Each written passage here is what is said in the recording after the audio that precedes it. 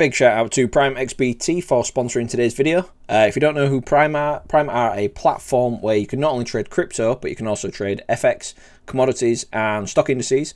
And the beauty of these guys is you can use crypto, either Bitcoin or USDT, as collateral to trade against these pairs. If you want to find out more about them, then check out the links down in the description. And if you do want to trade with them, then use our codes below to get up to a 7,000 USDT deposit bonus and 25% off trading fees. So thanks once again for sponsoring today's video. Good morning, gang. Good morning. Welcome to this week's Bitcoin update.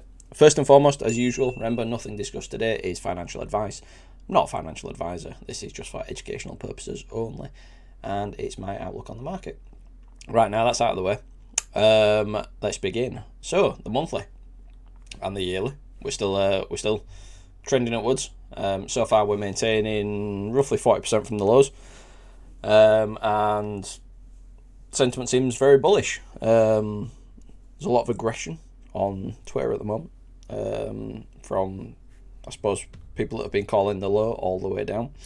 Now they're turning around and saying "told you so." But the same people that's been saying that, they've also said that this was the low. They've said that this was the low. They said that this was the low, and they finally get a low, and now they start screaming, "I told you so! I told you so!"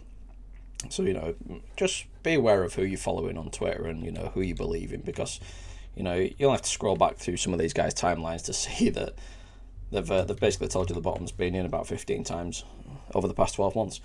Right, so first and foremost, like what we always do, let's have a look what we were talking about on last week's video.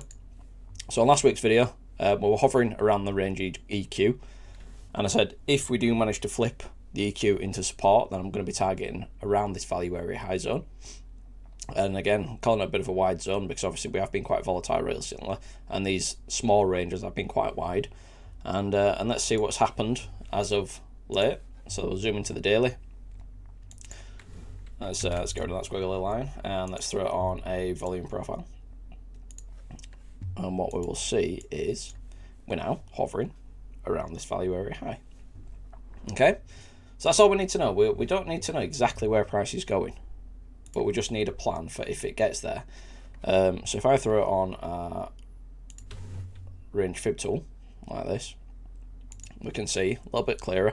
So obviously last week we were talking, we're hovering around this EQ, this yellow line, the EQ of the original range before the deviation. And we can see obviously the range fib tool deviates perfectly to the first deviation, back up to the EQ. Now we're hovering just above value area high, and now we can start planning on what happens next. So before we get into this, obviously I created this range fib tool for the guys in the private group. So obviously if you guys want to know what this is and how to draw it and how to use it well, then first and foremost come over to our website, spitfiretraders.com. If you're not already in our free Discord, then just by clicking this Discord logo here, you will get into our free Discord where there's loads of hints and tips and loads of various trading styles in there that you can learn from fellow members. And obviously if you want to take your trading to the next level, then consider checking out our co-pilots course for the grand old price of $59.95 Great British pounds, so well under $100. Then you get access to all our educational content, and there's hours upon hours upon hours. It's over 80 hours now, guys, and including this one, the bonus module, which basically is the range fib tool that I created for you guys. And this is what helps us catch some of our winning trades. So yeah, for 60 quid effectively, you get access to a hell of a lot of education, not to mention the private Discord where I share my trading setups for the day, not signals, just the areas where I'm looking to take trades. And you can also discuss tier a lot further with me and the rest of the co-pilots. So loads of alpha shared there on a daily basis. So this is what we're looking at. Right, so first and foremost, let's zoom in and see what we're looking at. So let's expand this. So obviously last week, let's just hide this for the time being. Last week we were taking the piss out of the influencers, like we always do. Where's our trend lines? Because we had this as the initial pattern that was getting thrown around, you know, saying bull flag, and then the bull flag broke down in the end, and then quickly the same influencers then were changing their mind, saying, oh no, it's like this. And basically they just keep moving lines, because the fact that they're not trading this, what they want is they want you to trade this and generate income for them. And then when eventually something like this happens and the breakout happens, they can then say exactly as predicted, I told you so. And yeah, it's just all hindsight bullshit. Now, likewise, the same thing happened again last night. We had influencers, and by these influencers, the kids, they were still in nappies the last time we had a bear market. But why is full grown men and women learning technical analysis from a kid that's never seen a bear market before? So likewise again. So, everyone's screaming bull flag, bull flag, bull flag. And if that's the case, well, as usual, the guys looking for this target up here, which would be roughly around 25.8, 26k, call it. Lo and behold, spike up, drop back within it. So any highly leveraged positions that were trading this exact breakout just got wrecked again before it hit the target. And again, this is why pattern trading is potentially crap. It can work, but you need to understand what else is going on. So what else is going on here? Well, quite simply, we've just been range bound again. And like I've been sharing in the group, we've got a range. Using the range fib tool, look at this.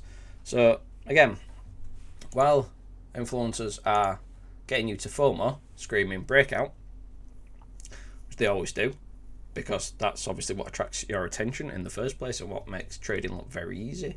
What happens? We get a pump up. It comes to my outer deviation of the range fib tool, slight wick over, comes back down. So for me, that was a short trigger. And dare I say it, a lot of the guys in the group would have been a short trigger as well. Just like yesterday's lows, when we were putting these lows in, this one, and this one, the selling into those lows was pretty insane. And we can see this if we have a look on the footprint charts. We can see, look at some of these lows. So as we're coming down to the local range lows, look at all this selling that's coming into the market. And this was heavy selling. This was new shorts opening. 1.3 million, 2.4 million, 2.7 million, 750k, 750k. And again, it came back down again. Another 2 million, another 1.2 million, 2.9 million. And again, and they finally got a little bit of follow through. But again, it's just a wick. All this selling, so much heavy selling into this low.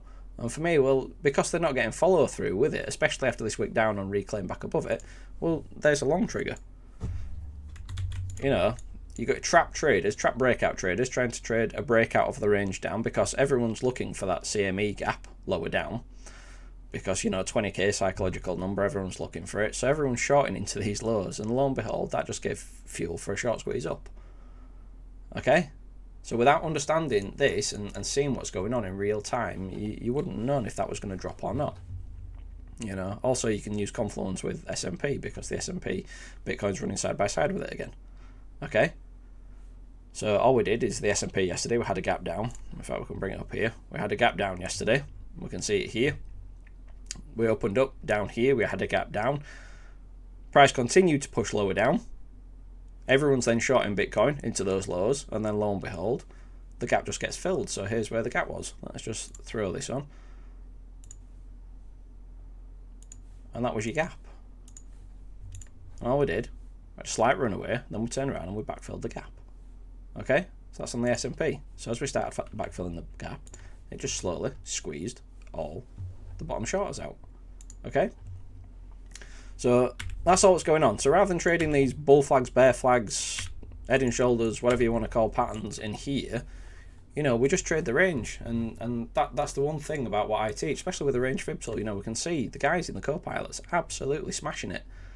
Smashing the local Bitcoin range. And this is what I love to see. It's effectively it's easy money.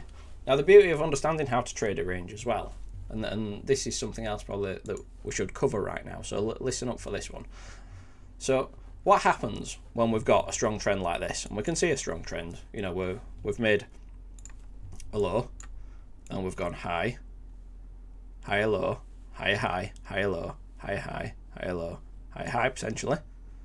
So what's happening is people get FOMO in this, because now everyone's screaming that the bottom is in and speaking in dead certs. That people are thinking, well, now I need to get into a position. I need to get into position. So I missed all this. And I've seen it's continue going up, so I need to get into a position. So what they do is they use the bags and they go, right, okay, well, in that case, I'm going to leverage up to the eyeballs, and I'm going to go, well, if the bottom's in, then I can't miss this. So therefore I'm just going to long. So every time price starts moving in an upwards trajectory like this, they're just long. Price starts moving up, long, highly leveraged long. Okay? And then all that happens is price just reverses on them and takes the liquidity. And it then may continue up or it may continue down. But the beauty of learning how to trade a range, like I teach the guys, is you can get in on a move even if you didn't catch the lows. Like my example, my entry is down here.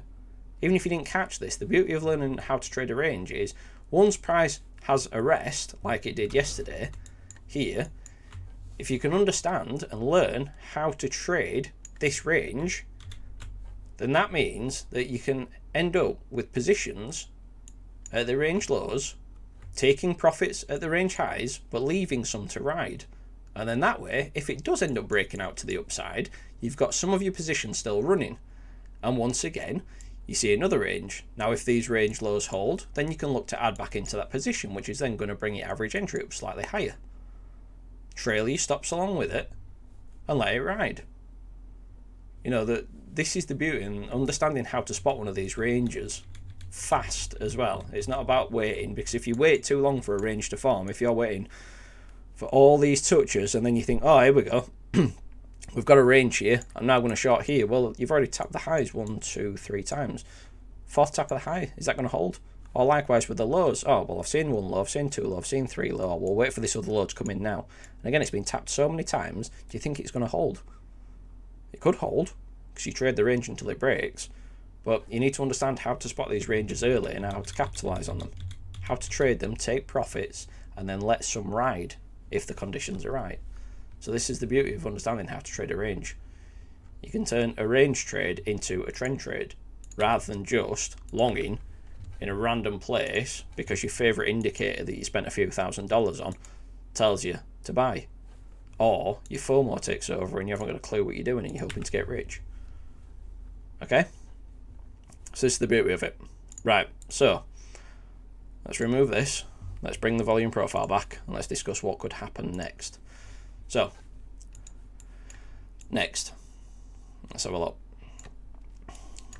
If we manage to hold on to this value area high,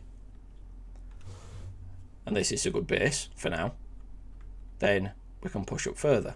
Now if we push up a little bit further, just above this wick here, we've got to take into account that we've also got a naked point of control. So it didn't tag it last night. We've got a naked point of control here, which is coming in roughly around 24,000 pretty much. Okay, so we've got a naked point of control there, something to be aware of. And that naked point of control is out of this consolidation here. So first option for me here would be take out these highs, wick into that naked point of control that is just above, and then potentially a pullback. So effectively you'd be just doing a swing fairly pattern, very simple, which if we draw on a squiggle there, so basically it'd be a swing fairly pattern of that. Get any higher than that, then we start to look towards range highs. Now we have got a bit of a zone here because we've also got some SR levels just below it, but this would be a bit of a zone for me. And quite simply, why it's a zone? Well, it's your overall range highs, so we know there's going to be a lot of highs on this level in the first place. So if we do manage to get right up to it, clear this, no swing fairly pattern there, and push further up, then we could be looking potentially take out the liquidity of these highs, back down in the range, and you've got a fairly simple short trigger, and you're just trading the wider range, taking profits at sensible levels, not being greedy, not holding on hoping that you're going to get, you know, 3k, 6k, 10k, you know, 14k, whatever the targets are to the downside that everyone's chanting. And if we don't see that and it just continues up, then we look for a push up. and we look for these standard deviations. Do we get reactions there or not? If we get no reaction, just let it run through. Okay? You know, what do I mean by a reaction? I mean that if, for example, you see price coming up into one of these levels, you see a wick above, comes back below, back down, and then you look at order flow, and you can see trapped traders on order flow being stuck in the position like this. Trapped traders stuck, trying to long a breakout, price then reverses on them. Well, those people then need to close their positions, don't they? Because they're going to be underwater, which then in turn is going to help price to drop. Okay? So that's what I mean by a reaction. It's not just that one rule that works. There's many ways to figure this out, but it's just one idea. Okay? If it continues higher than this and we don't get a reaction, then once again, like we've been saying for months now, then we'll look at the old macro range. Okay? So the old macro range. Let's draw this on here. Let's get a good look at that. The old macro range. Okay? So if we get no reaction at the range highs and we get no reaction at the standard deviations, then we're just going to be looking up at this macro range. First and foremost, we'll be looking at this consolidation here. Okay? So for supply and demand traders, you might consider this as an order block, or a supply zone, sorry. You know, but for me, it's just a range, and we can see where the volume of the range is around the point of control. You know, if we get up there, do we get a reaction? Get a reaction, get back down, short trigger, and then once again, you'll be just trading this. Or, does it not get a reaction, it just continues up. Okay? So that's looking for fresh shorts. Now, what about longs? Let's have a look. Well, first and foremost, if you understand how to trade the range, then you can be trading this mini consolidation here. If we get acceptance back into value, then first and foremost, we're going to be looking back around that point of control. That range EQ. Okay. I'll just throw it on a fib retracement. So we're looking around this range EQ / this consolidation here. So this is again, once again, this is a bit of a zone. You want to see some changes in structure. You want to see some signs of absorption. But you've got a bit of a zone there. Okay? Bit of a zone. If that doesn't hold, then ultimately you're going to be looking back down at this point of control / value area low of the old whole range. I can't speak today. And we've got the golden pocket around there too, so we've got a bit of a range around this zone.